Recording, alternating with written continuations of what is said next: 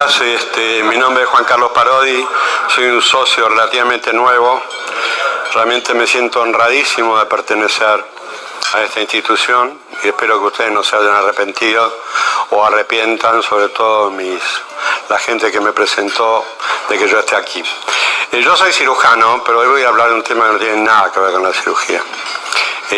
Me comprometí con algo y lo sentí como propio y quiero compartirlo con ustedes, porque creo que es un problema real, es un problema de humanidad y una falta de respeto por el derecho de los niños, y sobre todo porque hice la proyección en el futuro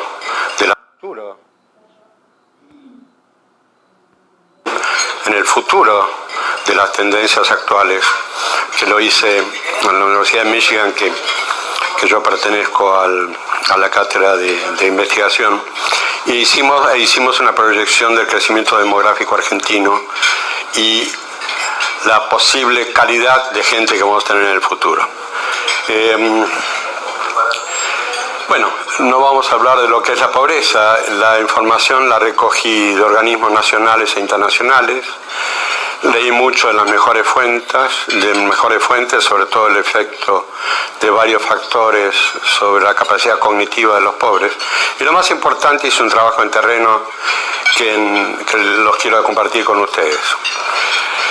Hoy sabemos que aproximadamente el 30% de los argentinos son pobres, pero el 50% de los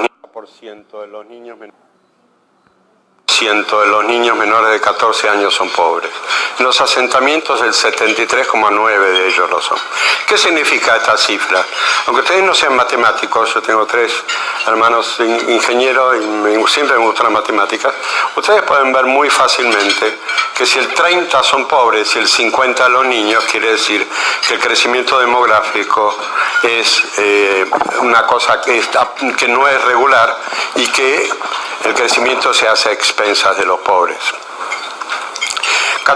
Roberto Kachanowski estaba dando una charla y tomé una foto de uno de sus diapositivos que viene muy al caso. Ella estaba mostrando qué pasó con las pensiones a madres con más de 7 hijos a través del tiempo, y demostró que una cosa realmente calamitosa, que cuanto más planes había más hijos y más pobreza. Las familias pobres tienen un promedio de 4,3 hijos por pareja y los no pobres 2 por pareja. Si ustedes hacen una simple progresión geométrica con estos números, en 3 generaciones los pobres generan 79,5 personas, casi 80, y los no pobres 16. Es decir, que el crecimiento de los pobres es 5 veces más que los no pobres. Una generación, los asentamientos, recuerden que es solamente de 16 años. Quiere decir que 3 generaciones es poco tiempo. Los invito a que hagan la progresión de esto con los datos que le voy a dar. En la década del 90 tuve la ocasión de trabajar en Imperial College en Londres para enseñar una técnica quirúrgica que desarrollamos en el país. Y los londinenses me decían: estamos preocupados, pues nosotros tenemos una cultura milenaria, tenemos una religión, la anglicana, estamos muy preocupados por lo que está ocurriendo con el crecimiento demográfico de las familias musulmanas, que de ninguna manera habrían juicios sobre lo bueno o lo malo que es la religión, y son muy abiertos en ese sentido, debo confesarles, pero dijeron: no es nuestra cultura. Pero en poco tiempo, en el 2016, en la elección de Londres, directa, no indirecta, salió Sadiq Khan, que fue el primer musulmán mayor de London. Alrededor de Londres, todas las comunas en este momento están en manos de musulmanes. ¿Qué pasa con esto?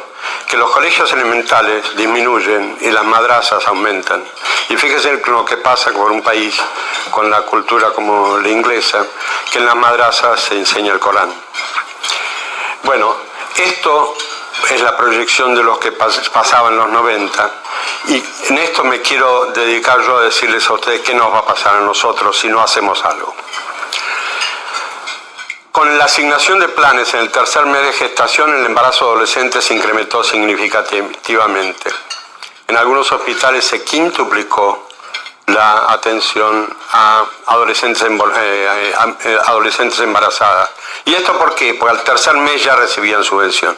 Y cuando tienen el hijo, tienen la subvención por hijo, y al año siguiente tienen otro embarazo para tener otra subvención. Nosotros no le podemos echar en cara nada porque necesitan plata y no la tienen, que ahí está el problema. Hay en uno de los estudios, que les recomiendo que lo lean, que fue un bestseller del New York Times por muchos años, que se llama Freakonomics, que está en inglés y en castellano, de Levi Dubner, que estudiaron, uno de los capítulos sobre criminalidad. Y una cita de este libro es: no hay hijo que tenga menos posibilidades que aquel de madre adolescente con escasa educación. El 50% de estos niños eran delincuentes.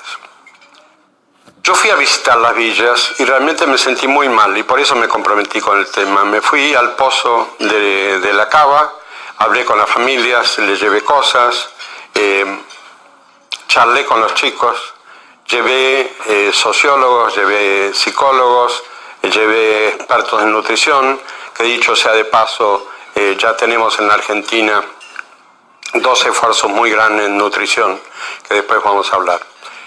Yo me empecé a preguntar, yo veía a esos chicos, la última casa que fui tenían 10 hijos, una mujer soltera que estaba embarazada, las 2 hijas mayores, adolescentes, ya estaban embarazadas, y empecé a hablar con esos chicos, que me sonreían porque les llevé regalos, y les vi los dientes marrones. Tenían dientes marrones en pleno San Isidro, porque no tenían calcio. El cociente intelectual de esos chicos era realmente bajísimo. Entonces yo pensé, este pobre chico no pidió venir acá. No tienen los mismos derechos que mi nieto, nadie lo defiende y es realmente una aberración que pase hoy en día esto.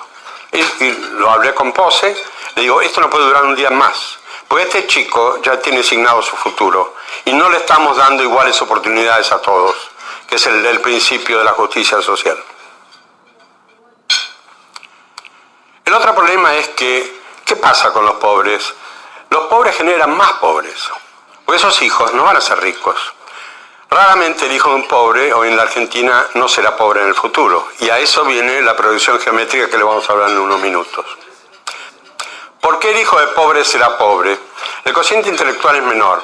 Esto es altamente conocido, publicado, y yo lo estudié personalmente. No es solamente la deficiente alimentación desde el embarazo.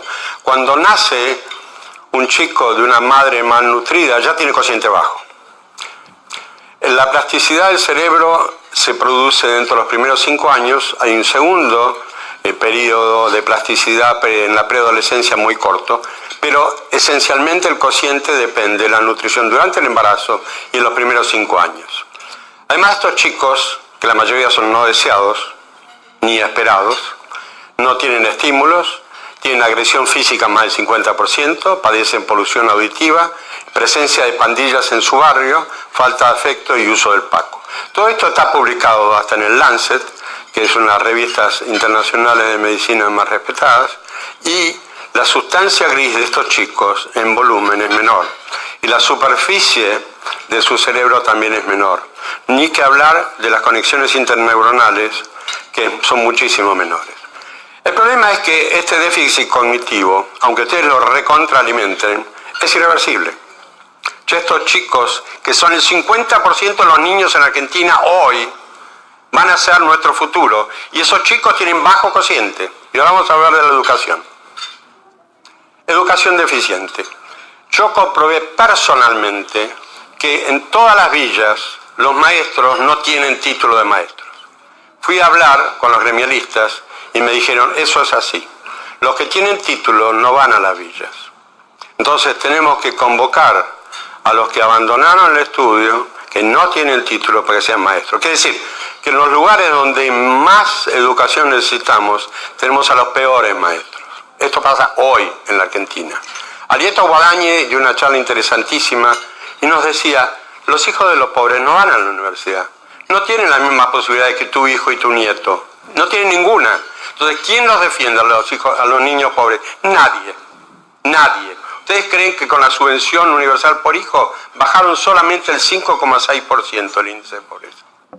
Es decir, Ellos no pidieron venir a este planeta, tuvieron la desgracia de nacer en un lugar carenciado, su alimentación fue insuficiente, no tuvieron estimulación ni afecto, la mayoría recibieron castigos, muchos fueron abusados, la educación fue insuficiente, sus mentes no le permiten competir con sus pares para alcanzar una profesión, un oficio o un trabajo dignos. Es decir que su destino, como decíamos antes, estaba sellado. Eran perdedores, desocupados, resentidos y muchos de ellos abrazarán el delito. Con la proyección del crecimiento demográfico asimétrico, como estamos hablando, en pocos años, la mayoría de los niños futuros adultos en nuestro país serán pobres, con capacidad mental disminuida y educación insuficiente. ¿Qué pasó con el delito? Desde el año 86 hasta ahora aumentó 10 veces. Va a seguir aumentando mucho más, porque ese 50% de niños, la mayoría ya fumó opaco. Y acá está Pepe Milei, que casualmente está estudiando el efecto del opaco con el cerebro, y es devastador. Es decir, ¿quién nos está defendiendo estos chicos? Nadie. Por eso yo vengo acá, y por eso soy cirujano y estoy hablando de un tema no quirúrgico. Hablamos de hijos no deseados. Casualmente en el capítulo de Freakonomics de Levitt y Dubner estudiaron las consecuencias de ser un hijo no deseado. La delincuencia. ¿Qué hallazgos anatómicos hay en los estudios sobre estos chicos? Como les decía antes, menor superficie de la corteza, menor volumen de sustancia gris, el tiempo de plasticidad los 5 primeros años y el segundo periodo, como les decía antes, muy corto en la preadolescencia, que pueden recuperar muy poco de eso. Es decir, tenemos que hacer algo y de hecho yo lo estoy tratando de hacer y hay que hacer propuestas concretas. Los cirujanos somos gente de acción, porque si no lo hacemos se nos muere el paciente, y decimos tenemos que no solo hacer propuestas, sino pelear por ellas y colaborar con ellas en lo que podamos.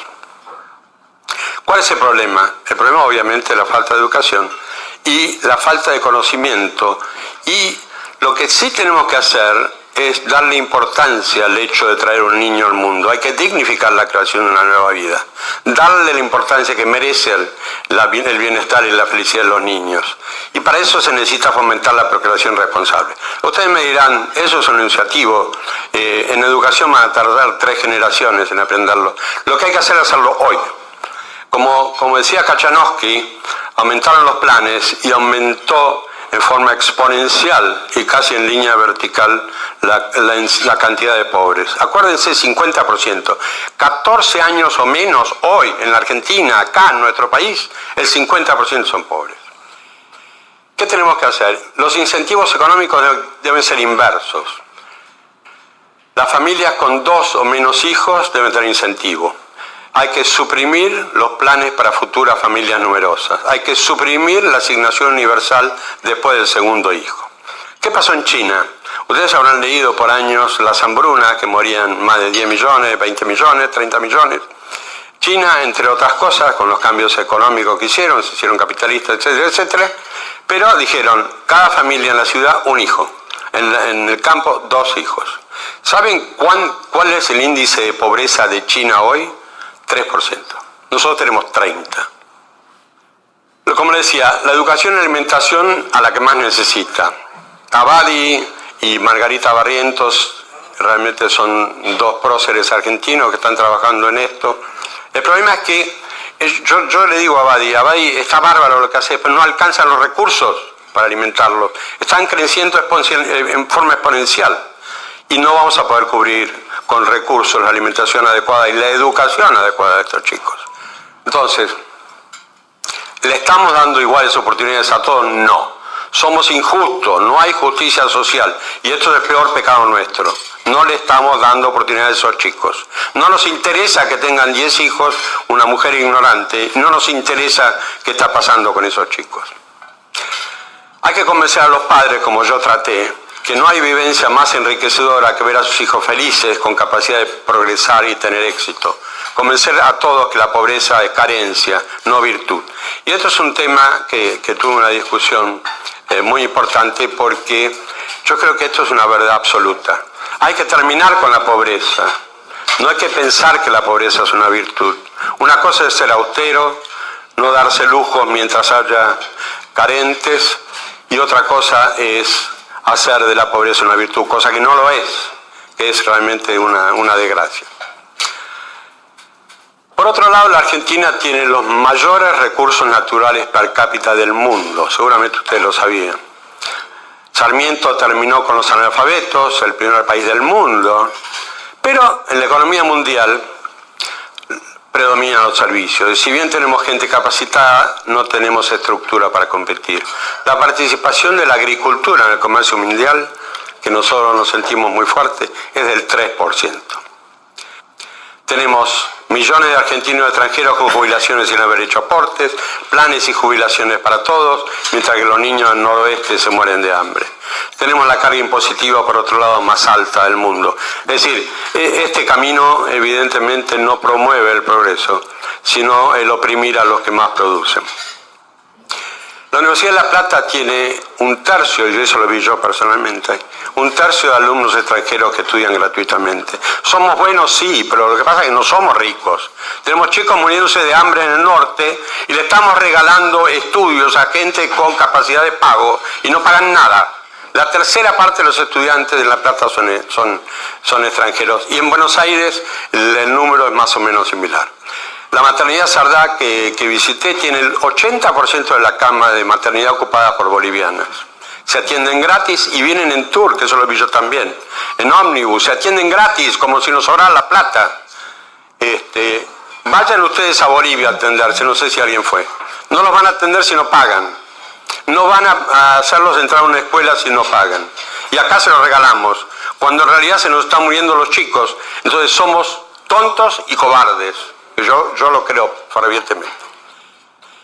Muchos paraguayos vinieron ilegales, el gobierno no dio papeles, usurparon tierras en la Recoleta, robaron material de construcción de las obras que trabajan, se hicieron edificios hasta 4 o 5 pisos, se colgaron de los servicios sin pagar y hoy alquilan los departamentos y viven de renta. ¿Somos vivos? No, somos re tontos, aunque la mayoría seamos profesionales.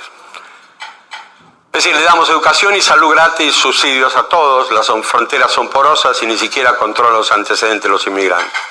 Es decir, ¿somos ricos? Como decía, no somos ricos. Tenemos gremialistas corruptos y mafiosos, la policía recibe órdenes de no reprimir cuando hay una horda que rompe a mazazos las plazas y la policía cuando actúa los procesa. Es decir, ¿estamos bien? Nuestro futuro, si no cambiamos, es calamitoso. Nos estamos llenando de habitantes con escasa capacidad mental, con pobre educación y tendencia del delito, y eso es muy serio. En pocos años volverá el populismo, los cubanos, como ya lo hicieron con los montoneros, darán las órdenes y seremos otra Venezuela. Tendremos que emigrar y entregar el país a los que con astucia y perseverancia están tomando el poder. ¿Hay posibilidad de revertir la tendencia? Sí, pero con estrategia, coraje, paciencia y mucho trabajo.